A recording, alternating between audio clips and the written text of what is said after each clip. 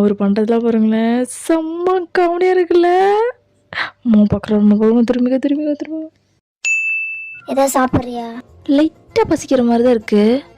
ஆனால் வாந்தி வந்துருச்சுன்னா, இல்லை வேணாம் வேணாம் வேணாம், விபரீத முடியலாம் வேணாம், வீட்டில் போய் சாப்பிட்டுக்கலாம். என்ன குளிர்ற மாதிரியே இருக்கே. எப்பா என்ன குளிர், இதுக்கு தான் இந்த பக்கமே போகிறதில்ல.